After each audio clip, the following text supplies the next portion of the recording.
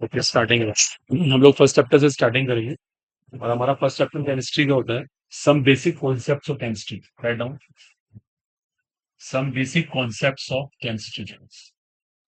ये क्लास 11 का भी फर्स्ट चैप्टर है, अभी आप एनसीईआरटी में देखिएगा। Some basic concepts of chemistry most important chapter है। अगर किसी को चैप्टर ना आए ना, उसे कभी केमिस्ट्री नहीं आ सकती। Some basic concepts of chemistry, ठीक है। देखो सर, नेम से इंडिकेशन मिल रहा है हमें करना क्या है। हमें कुछ बेसिक स्टडी करना है, कुछ फंडामेंटल स्टडी करना है केमिस्ट्री में, जिनके बिना कभी कभी केमिस्ट्री चलती ही नहीं।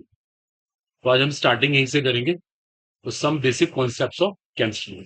चलिए सब देखो, अटेंशन पे करना। अब यहाँ पे ध्यान दो, लिखना दिखना कम है, मेन बातों को सुनना है, समझना है। समझना बहुत जरूरी है, तब कॉम्पिटिशन क्रैक होते हैं। अब इस चैप्टर में हमारा एक पहला इंपॉर्टेंट डिस्कशन शुरू होता है। हम उसको बोलते हैं बर्जीलियस हाइपोथेसिस। नोट कर लो आप हेडिंग नेम, बर्जीलियस हाइपोथेसिस। इसको हिंदी में कहते हैं बर्जीलियस की परिकल्पना।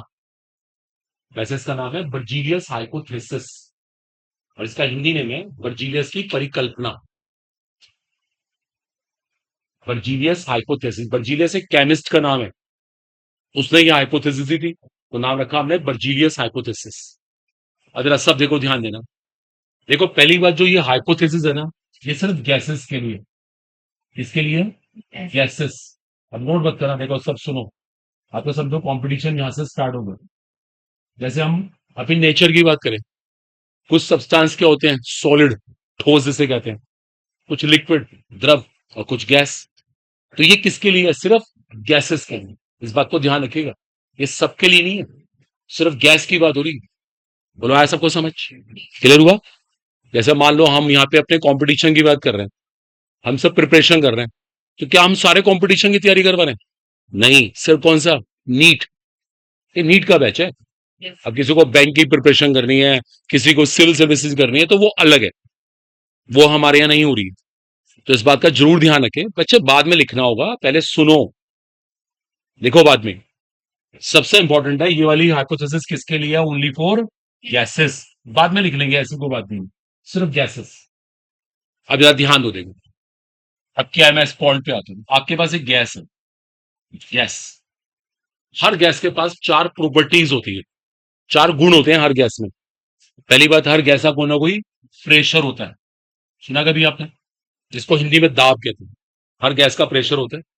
ऐसा कभी नहीं होता किसी गैस का प्रेशर ना हो। हर गैस का वॉल्यूम होता है, इसे क्या कहते हैं हिंदी में? आयतन। हर गैस का टेम्परेचर होता है, और हर गैस का कोई ना कोई अमाउंट होता है, अमाउंट, जिसको मात्रा कहते हैं। जब कोई भी गैस ले लो आप, कोई भी गैस ले लो, हर गैस में चार प्रॉपर्टीज होंगी, ये चार गुण होंगे। इन चारों में से कोई ना हो या एक एब्सेंट हो, ऐसा कभी भी नहीं हो सकता। हर गैस का कोई ना कोई प्रेशर है, हर गैस का कोई ना कोई वॉल्यूम है, हर गैस का टेम्परेचर है, और हर गैस का अमाउंट है, उसकी मात्रा है। बोलो यहां तक पहले क्लियर हुआ? ठीक है। देखो अब बर्जीलियस ने क्या बोला। बर्जीलियस ने ये कहा, अगर हम प्रेशर और टेम्परेचर कांस्टेंट कर दें, क्या कर दें? कांस्टेंट, इसको हिंदी में कहते हैं स्थिर। इनको नहीं बदलना, इनको नहीं बदलना है। तो क्या होगा? जो गैस का वॉल्यूम होगा ना, जो गैस का आयतन होगा, और जो गैस के नंबर ऑफ एटम्स होंगे, परमाणु, उनका संबंध कैसा होगा? डायरेक्ट। उनका रिलेशनशिप कैसा होगा? डायरेक्ट। देखो इसको समझने की कोशिश करो। पहली बात, प्रेशर टेम्परेचर कैसे होने चाहिए? स्थिर, कांस्टेंट, उनको नहीं बदलना है। शर्त होती है उनको नहीं बदलना। उसने कहा गैस का वॉल्यूम और उसके एटम्स, इनका रिलेशनशिप डायरेक्ट होगा। इसका मतलब ये होगा, जितने एटम्स ज्यादा होंगे उतना वॉल्यूम ज्यादा होगा, जितने एटम्स कम होंगे उतना वॉल्यूम कम होगा। देखो उसको जस्ट सोचते हैं एक मिनट। हमारी क्लास चल रही है, अभी आप 15-20 लोग बैठे हुए हो, ठीक है। रूम हमारा काफी ठीक है, 15-20 बच्चों के हिसाब से रूम सही है। अगर मान लो इस क्लास में अभी 1000 बच्चे आ जाते हैं, 1000 बच्चे, 1000 बच्चे, इस रूम में तो नहीं बैठ सकते। तो हमें क्या करना पड़ेगा? इस रूम को बड़ा करना पड़ेगा। या तो रूम को बड़ा कर दो, या किसी बड़े हॉल में ट्रांसफर कर दो। सोच के देखो ना, बच्चे इतने सारे आगे इस रूम में आ ही नहीं रहे। इसकी दीवार पीछे की हटानी पड़ेगी, पीछे का रूम इसमें मिला देंगे, बड़ा कर देंगे इसको। 1,000 बच्चे और आ गए, क्या करें फिर? और बड़ा करना पड़ेगा, माइक से बोलना पड़ेगा। समझ पा रहे हो? हमें रूम का साइज क्या लेना है, ये किसके ऊपर डिपेंड कर रहा है? बच्चों के नंबर के ऊपर, बच्चों की संख्या के ऊपर। बोलो, ये हमारा कॉलेज जहां हम पढ़ा रहे हैं, मान लो यहां 2,000 बच्चे पढ़ते हैं, बड़े आराम से पढ़ रहे हैं। अगर ये हो जाए 20,000 तो क्या करना पड़ेगा? गवर्नमेंट को सोचना पड़ेगा क्या करे। उनको स्कूल यहां से शिफ्ट करना पड़ेगा कि बच्चे बहुत हो गए, यहां तो पूरे भी नहीं आ रहे। बोलो, आ रहा नहीं आ रहा समझ? देखो, समझने की कोशिश करो। वॉल्यूम का, आयतन का नंबर ऑफ एटम्स के साथ क्या है? डायरेक्ट रिलेशनशिप, इनका डायरेक्ट संबंध है। जितने नंबर ऑफ एटम्स ज्यादा होंगे उतना वॉल्यूम ज्यादा होगा, जितने एटम्स कम होंगे उतना वॉल्यूम कम। देखो, इसको और प्रैक्टिकली सोचते हैं, इसको प्रैक्टिकली सोचते हैं। जैसे आपने देखा है, जब भी कोई स्कूल स्टार्ट होता है ना, पहले एक स्कूल ना बहुत छोटे से प्रीमाइस से स्टार्ट करते हैं। एक बिल्डिंग बनी, उसमें 2-3 कमरे हैं, स्कूल शुरू हो गया। बच्चे कम होते हैं, अब बच्चे बढ़ने लग गए, तो स्कूल वाले क्या करते हैं? एक नई बिल्डिंग बना लेते हैं, बड़ी बिल्डिंग। उनको लगता है बच्चे और आ रहे हैं, एक और बड़ी बिल्डिंग बना लेते हैं। ऐसा करते हैं ना स्कूल वाले। वो सब डिपेंड करता है नंबर ऑफ स्टूडेंट्स के ऊपर। जैसे जैसे स्टूडेंट बढ़ते चले जाएंगे, उनको बिल्डिंग बड़ी करनी पड़ेगी। अब इसका उल्टा सोचो, आपके पास एक बहुत बड़ा स्कूल है, किसी टाइम में उसमें 20,000 बच्चे पढ़ते थे, अब बच्चे घटते जा रहे हैं, तो अब आप क्या करोगे? बिल्डिंग को बेचने की कोशिश करोगे, उसको बेच देते हैं। क्या करें, इतनी बड़ी बिल्डिंग मैनेज ही नहीं होती। सोच के देखो भाई, पहले तो बच्चे बहुत सारे थे, हमने इतनी बड़ी बिल्डिंग दे रखी थी, अब बच्चे कम हो गए तो इतनी बड़ी बिल्डिंग का करें क्या? उसकी साफ सफाई भी नहीं हो रही। बोलो, आपने कभी देखा, जो हमारे घर है, हमारे घर का साइज हमारे नंबर्स के ऊपर डिपेंड करता है। हमारी फैमिली बहुत बड़ी है मान लो, तो हमारा घर भी बहुत बड़ा होगा। फिर फैमिली छोटी है तो छोटे घर से काम चला लेंगे। तो कहीं ना कहीं इसको सोच के देखो, वॉल्यूम का, आयतन का नंबर ऑफ एटम्स के साथ क्या है? Direct relationship. एटम्स को हिंदी में हम परमाणु कहते हैं। देखो, अगर आप में से कोई हिंदी मीडियम स्टूडेंट है तो घबराना मत, मैं इसको हिंदी में भी समझा सकता हूं। मैं कह सकता हूं कि आयतन का परमाणुओं की संख्या से डायरेक्ट रिलेशनशिप है, ऐसी वॉल्यूम का नंबर ऑफ एटम से डायरेक्ट रिलेशनशिप है। लेकिन कब? जब प्रेशर टेम्परेचर क्या होंगे? कांस्टेंट। आई बात को समझ? लिखो इसका स्टेटमेंट, लिखो इसकी डेफिनेशन लिखो। टॉपिक का नाम है बर्जीलियस हाइपोथेसिस। लिख लो इस बात को, it is only for gases. It is only for gases. ये केवल गैसों के लिए होती है, गैसों के लिए, सबके लिए नहीं होती है। ये आपका एक एमसीक्यू रेडी हो गया। yes.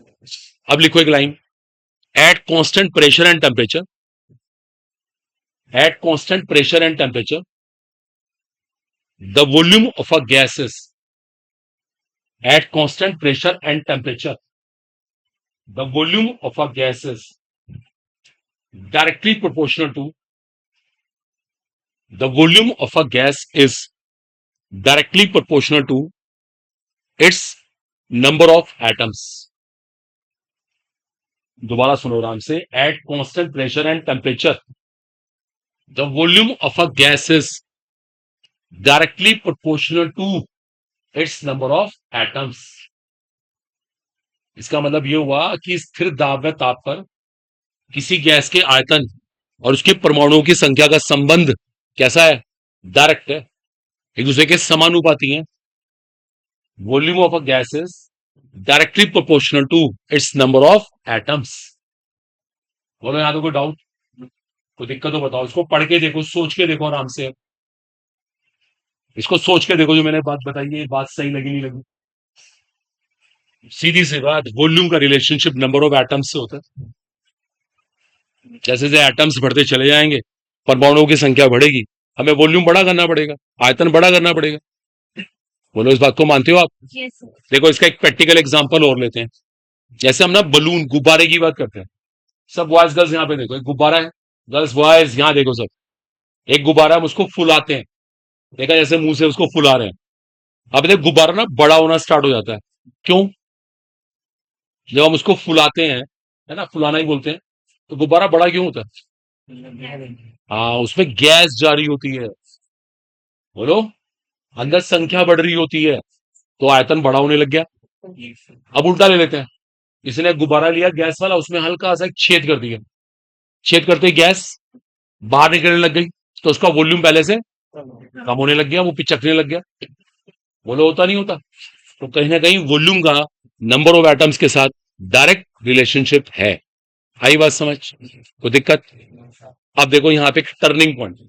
अब देखो एक बहुत बड़ी बात आ रही है, अब ध्यान देना।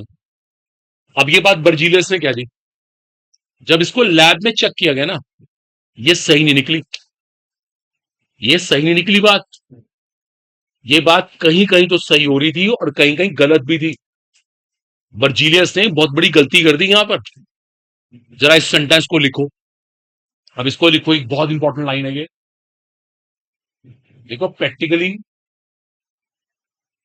This hypothesis is not found to B,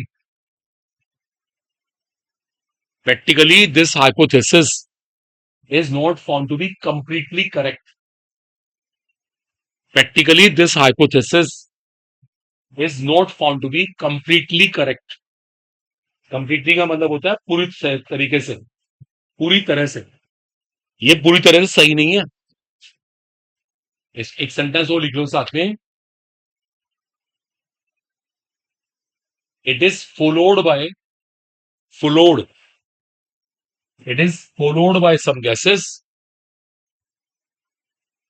it is followed by only some gases, only some gases। मेरी बात समझ पा रहे हो? सिर्फ कुछ ही गैसें इसके पालन करती हैं, वरना ये बात पूरी तरीके से सही नहीं है। It is followed by only, only by some gases. कुछ ही गैसेस का पालन कर रही है। अब आप ध्यान दो, देखो देखो, अब देखते हैं सब। देखो टेंशन में करो, मैं फिर लिख रहा हूं। बर्जीलियस ने ये कहा, गैस का वॉल्यूम और इसके एटम्स, परमाणुओं की संख्या का संबंध डायरेक्ट है। ये बात बर्जीलियस ने कही थी। अब मैं आपसे पूछूंगा सवाल पूरी क्लास से, आप भी ना आगे के बैठ जाइए ना, आगे आगे बैठ जाओ, आगे आइए। चलो बताओ इसमें क्या गलती है। अब ढूंढो इसमें क्या मिस्टेक हो रही है। आप कांस्टेंट प्रेशर टेम्परेचर पे स्टडी कर रहे हो, अब इसमें एक बहुत बड़ी गलती है। ढूंढो इसकी मिस्टेक क्या है, बता सकते हैं? मिस्टेक कहाँ है, गलती कहाँ हो रही है? दिखने में तो बहुत सही लग रही है बात कि संख्या बढ़ेगी तो वॉल्यूम बढ़ेगा बढ़ेगा, आयतन बढ़ेगा बढ़ेगा। बता सकता है कोई? मैं आपको सिखाता हूं गलती कहाँ है। गलती इस जगह हो रही है। सुनो कैसे। आपको पता है कोई भी चीज किस तरह से एग्जिस्ट करती है, उसका अस्तित्व किस रूप में होता है? मोलिक्यूल, जिसको हिंदी में अणु कहते हैं। एक मिनट, इस रूम में ऑक्सीजन गैस है, तो ऑक्सीजन गैस का मतलब ऑक्सीजन के एटम है, मोलिक्यूल है? मोलिक्यूल्स हैं, अणु है, ना कि परमाणु। इस रूम में नाइट्रोजन गैस भी है, उसके एटम नहीं है, उसके मोलिक्यूल्स हैं। ये सच है। देखिए कोई भी चीज, सुन लो पहले, एटम के साथ प्रॉब्लम पता क्या है? एटम होता तो है, लेकिन एटम के साथ प्रॉब्लम क्या है? Atom has no independent existence. क्या मतलब हुआ इसका? एटम का कोई, इसे क्या कहेंगे, स्वतंत्र अस्तित्व नहीं है। एग्जिस्टेंस को कहते हैं अस्तित्व, अस्तित्व नहीं होता। एटम होता है लेकिन उसका इंडिपेंडेंट एग्जिस्टेंस नहीं होता, स्वतंत्र अस्तित्व नहीं होता। एटम एटम मिलके क्या बना लेते हैं? मोलिक्यूल। एग्जिस्टेंस तो मोलिक्यूल का होता है। समझ पा रहे हो? एटम की तो बात ही नहीं कर सकते ना, एटम का तो एग्जिस्टेंस ही नहीं। एग्जिस्टेंस तो मोलिक्यूल का है ना। अब मेरी बात समझ पा रहे हो भाई? जो चीज जिस तरह से एग्जिस्ट करेगी, जिसका अस्तित्व जैसे होगा, बात तो उसकी करनी चाहिए ना। जिसका एग्जिस्टेंस ही नहीं है उसकी बात कैसे करें?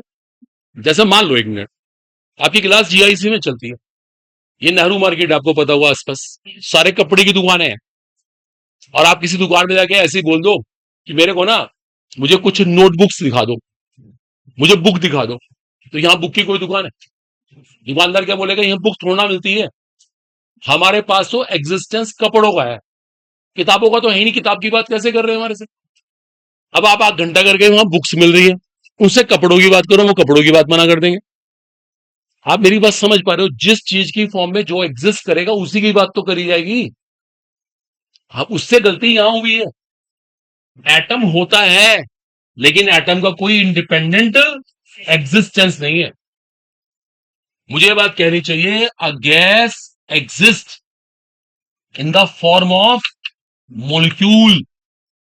गैस का एग्जिस्टेंस किस फॉर्म में होता है? मोलिक्यूल की फॉर्म में। इसको हिंदी में क्या कहते हैं? अणु।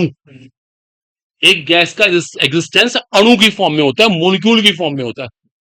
अभी लिखो मत बच्चे, पहले समझ लो। और वो बात कर रहा है यहां पे एटम की, तो ये बात तो बिल्कुल गलत है। देखो, जिस चीज का एग्जिस्टेंस नहीं होता ना, उसकी बात नहीं कर सकते। मैंने जैसे भी आपसे कहा, हमारी यहाँ पे कोचिंग चल रही है। अब एक बच्चा के बोले सर मुझे ना बैंक की तैयारी करनी है, तो हमारे यहाँ विद्या वाले क्या कहेंगे? सॉरी, हमारे यहाँ बैंक का कोई सिस्टम ही नहीं है। या तो हम कोचिंग करा रहे नीट की, जेई की, या फिर यूपीएससी की। बैंक की तो हमारे यहाँ कोचिंग ही नहीं है। एक बच्चा कह रहा है मुझे तैयारी करनी है, मतलब और भी कोई कंपटीशन की बात कर दे, तो वो मना कर देंगे, भाई हमारे यहाँ है ही नहीं, उसके बारे में बात ही ना करो। वही गलती यहां पर बर्जीलियस हुई। बर्जीलियस ने यहां पे एटम कह के गलती कर दी। जब एटम का कोई इंडिपेंडेंट एग्जिस्टेंस ही नहीं है, जब स्वतंत्र अस्तित्व ही नहीं है, तो उसकी बात कर कैसे सकते हैं? हमें क्या कहना चाहिए था यहां पे?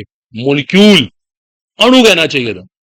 लेकिन अब मेरी बात समझना, कुछ ऐसी गैसेस हैं, इनके बारे में क्या स्पेशल है? आप इनके बारे में जानते हो? हीलियम, नियोन, ऑर्गन, क्रिप्टन, जेनन, ये भी तो गैस है। क्या खास बात है? इनके एटम और मोलिक्यूल में कोई डिफरेंस नहीं है। जो इनका परमाणु है वो उनका अणु है। मुझे किसी ने कहा कि हमारे पास हीलियम गैस है, तो मैं हीलियम गैस का फॉर्मूला ये मान लूंगा, He। ये हीलियम का परमाणु भी है, ये हीलियम का अणु भी है। लेकिन हाइड्रोजन वाले केस में परमाणु अलग है और अणु अलग है। ऑक्सीजन वाले केस में परमाणु अलग है, अणु अलग है। नाइट्रोजन वाले केस में परमाणु अलग है, अणु अलग है। समझ पा रहे हो आप? इन गैसों के अंदर परमाणु अणु में कोई डिफरेंस ही नहीं है। जो एटम है वो मोलिक्यूल है। इसका मतलब बर्जीलियस की बात इनके लिए सही है, बाकी के लिए सही नहीं है। देखो उन्होंने बात, सही बात क्या की? इनके लिए सही है, क्योंकि इनके परमाणु अणु में फर्क नहीं है। चाहे परमाणु कह दो, चाहे अणु कह दो, चाहे एटम बोल दो, चाहे मोलिक्यूल बोल दो। लेकिन इन गैसेस में एटम और मोलिक्यूल में डिफरेंस है, यहां पे नहीं ऐसे कर सकते। यहां परमाणु अलग है, अणु अलग है। देखो इन्होंने बहुत सही क्वेश्चन पूछा, बताया। अगर किसी ने आपको 4 गैस देके पूछा, बताओ बर्जीलियस की हाइपोथेसिस किसके लिए सही है, तो उनके लिए सही है जिनके एटम और मोलिक्यूल में कोई डिफरेंस नहीं है, परमाणु और अणु में कोई अंतर नहीं है। लेकिन जिनके परमाणु और अणु में अंतर होगा, वहां पे यह हाइपोथेसिस गलत है। बोलो क्लियर हुआ गर्ल्स? आया कुछ समझ?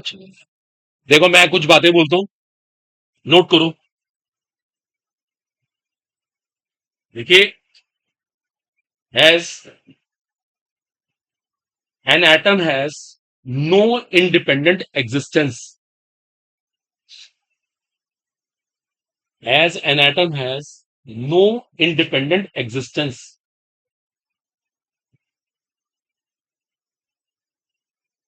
so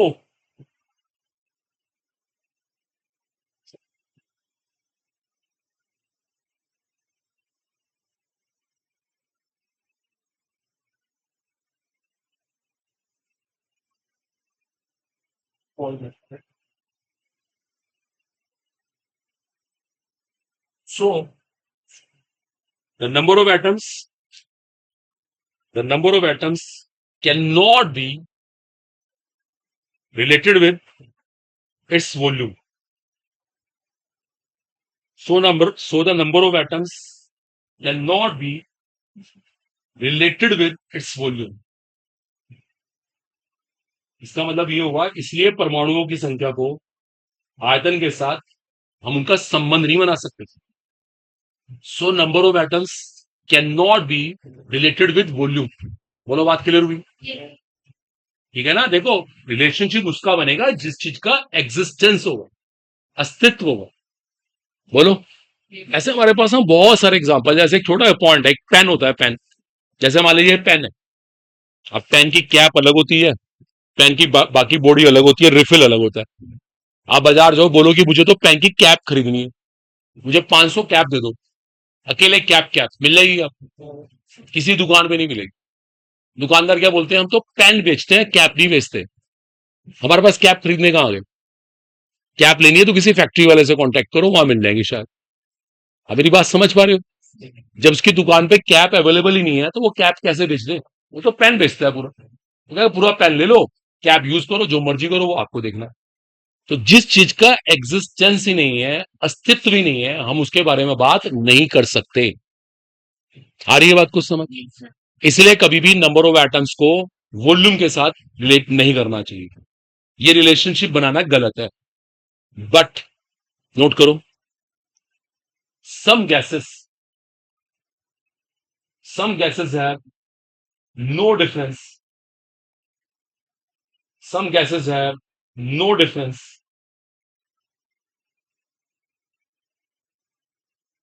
No difference between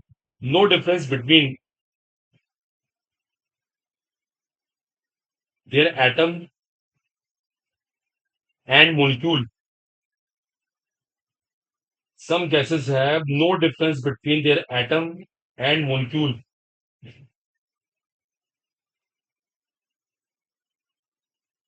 Example, noble gases. Example, noble gases. क्या कहते हैं उनको हम? Noble gases. ये नोबेल गैसेस है, हिंदी में कहते हैं उत्कृष्ट गैसें। Helium, neon, organ, krypton, जेनन, radon, इनको नोबेल गैसेस कहते हैं। तो इनके लिए ये वाला फंडामेंटल चल जाता है। आ रही है बस? तो बर्जीलियस की परिकल्पना इनके लिए सही है, बाकी बाकी गैसेस में नहीं है सही। जिनके एटम और मोलिक्यूल में डिफरेंस है वहां नहीं है, जिनके एटम मोलिक्यूल सेम है वहां चल जाती है। क्लियर हुआ? सोचो हमारा एक आर्टिकल पूरा हुआ, जरा इसको पढ़ के देखो, रीडिंग करो सब जरा आराम से, इसको अच्छे से मन से पढ़ के देखो। पहला टॉपिक है बर्जीलियस हाइपोथेसिस। बताओ किसके लिए एप्लीकेबल है? सिर्फ सिर्फ गैसों के लिए, सबके लिए नहीं। ठीक है? उसके बाद बर्जीलियस ने जो बोला कि वॉल्यूम का एटम्स के साथ क्या है? Direct relationship. आगे बात समझ? बर्जीलियस ने क्या मिस्टेक करी बताओ, बिना देखे बताओ। कोई भी चीज एग्जिस्ट किस फॉर्म में करती है? मॉलिक्यूल की फॉर्म में। हिंदी में कहते हैं अणु, ना कि परमाणु। तो जो चीज जैसे एग्जिस्ट करेगी हम उसी की बात करेंगे, उसी का रिलेशनशिप वॉल्यूम से बना सकते हैं। जिस चीज का एग्जिस्टेंस ही नहीं है उसका रिलेशनशिप कहां से बना ले?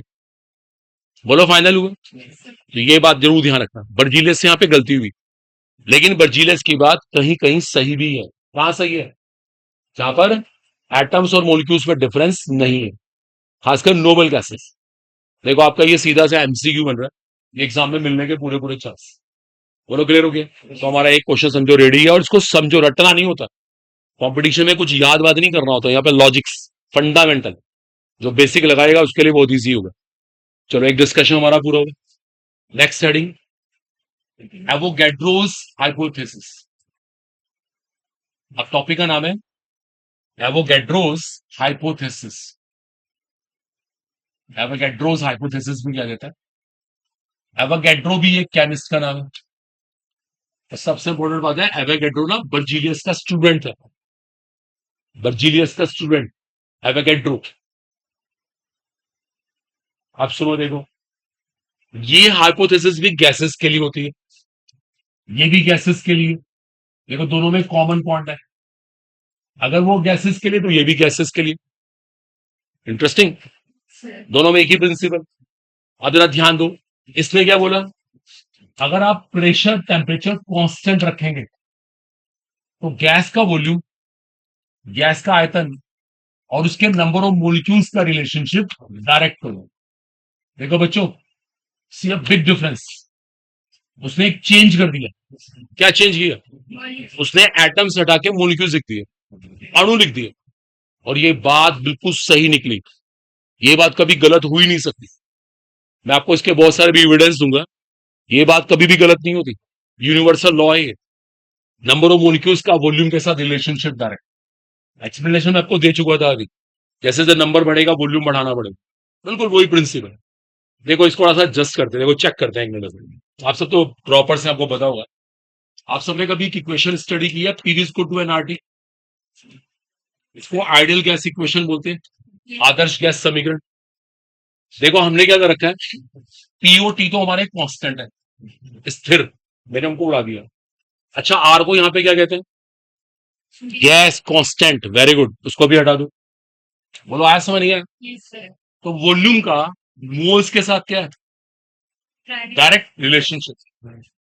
और मोल्स का नंबर ऑफ मोलिक्यूल्स के साथ क्या होता है? Direct relationship.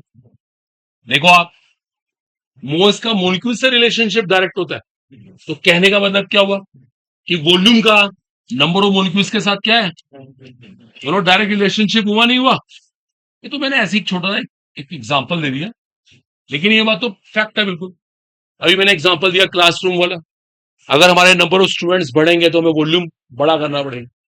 हाँ, नंबर ऑफ स्टूडेंट घट रहे हैं तो कम वॉल्यूम से काम चला लेंगे। तो कहीं ना कहीं वॉल्यूम का मॉलिक्यूल्स के साथ रिलेशनशिप क्या होता है? बिल्कुल डायरेक्ट। ये कभी गलत नहीं होता, ये हाइपोथेसिस कभी गलत नहीं है। बर्जीलस की गलत हो सकती है, गलत होती भी है, ये कभी गलत नहीं होती, ये हर गैस के लिए एप्लीकेबल है। तो लिखो जरा स्टेटमेंट को, मैं बोल देता हूं, पहले आप मेंशन कर लो, it is applicable only for gases. It is applicable only for gases, लिख लिया आप लोगों ने? अब लिखो आप, at constant pressure and temperature, at constant pressure and temperature, the volume of a gas is, at constant pressure and temperature, the volume of a gas is, the volume of a gas is directly proportional to its number of molecules. At constant pressure and temperature, the volume of a gas is directly proportional to its number of molecules. कहने का मतलब है gas का आयतन का उसके अणुओं की संख्या के साथ संबंध डायरेक्ट होता है। बोलो क्लियर हुआ? इसको एक तरीके से और कह सकते हैं, बीच में और लगा दूंगा, कहते हैं ना अथवा हिंदी में, तो बीच में और लगा दे। एक डेफिनेशन और बना सकता हूं मैं, बीच में और लगा लीजिएगा। इक्वल वॉल्यूम्स ऑफ गैसेस है, इक्वल वॉल्यूम्स ऑफ गैसेस है, equal number of molecules, equal volumes of gases है, equal number of molecules at constant pressure and temperature. Equal volumes of gases है, equal number of molecules at constant pressure and temperature. इसका मतलब ये हुआ, अगर गैसों के आयतन समान हुए तो अणुओं की संख्या भी समान होती है, लेकिन कब? जब प्रेशर टेम्परेचर क्या होते हैं? Same. Equal volumes of gases have equal number of molecules at same temperature and pressure. आगे समझ? At same temperature and pressure. अगर प्रेशर और टेम्परेचर सेम हो गए ना, और वॉल्यूम आपने सेम कर ही दिया, तो मोलिक्यूल्स भी सेम हो गए, मोलिक्यूल्स का नंबर भी सेम हो गया। आई बात कुछ समझ? तो ये भी, इसका नाम भी एवोगैड्रो हाइपोथेसिस, मीनिंग सेम ही। तो जरा एक बार स्टार्टिंग से पढ़ के देखो, एक बार स्टार्टिंग से रीडिंग करके देखो, बार बार रीड करते रहो, चीजें दिमाग में बैठती चली जाए। टॉपिक का नाम बर्जीलियस हाइपोथेसिस, बर्जीलियस की परिकल्पना। किसके लिए एप्लीकेबल है? Only for gases. पहली बात है, गैसेस के लिए होती है, और किसी के लिए है नहीं, सिर्फ गैसों के लिए। क्या कहा था बर्जीलियस ने? बिना देखे बताओ। Volume of a gas is directly proportional to its number of atoms at constant pressure and temperature. Clear? अच्छा बताओ, बर्जीलियस की हाइपोथेसिस रॉन्ग क्यों हुई थी? बिकॉज एटम का कोई इंडिपेंडेंट एग्जिस्टेंस नहीं है, तो हम उसको वॉल्यूम के साथ रिलेट नहीं कर सकते। ये रिलेशनशिप क्रिएट करना रॉन्ग है। क्लियर? लेकिन उसकी हाइपोथेसिस कहीं कहीं सही भी हुई थी। कहां सही हुई थी? Noble gases. आगे बात समझ? नोबल गैसेस क्या है? Helium, neon, organ, krypton, xenon, radon. Full stop. फिर उसके बाद टॉपिक आया एवोगैड्रो हाइपोथेसिस। ये किसके लिए है? Only for gases. ये भी गैसेस के लिए। कांस्टेंट प्रेशर टेम्परेचर इसके अंदर भी होता है, लेकिन इसमें वॉल्यूम को रिलेट किसके साथ करते हैं? नंबर ऑफ मॉलिक्यूल्स के साथ, अणुओं की संख्या के साथ, अणुओं की संख्या के साथ। सबसे इंपॉर्टेंट ये। और क्या यह हाइपोथेसिस कभी गलत हो सकती है? बिल्कुल भी नहीं, बिकॉज हर गैस का एग्जिस्टेंस, अस्तित्व किस फॉर्म में होता है? मॉलिक्यूल्स की फॉर्म में होता है, अणुओं की संख्या की फॉर्म में होता है, इसलिए रिलेशनशिप बिल्कुल सही है। ये कभी गलत नहीं हो सकता। बोलो सेटिस्फाइड। Yes, yes. ठीक है, तो ये अच्छे से आना चाहिए आपको ना। देखो अब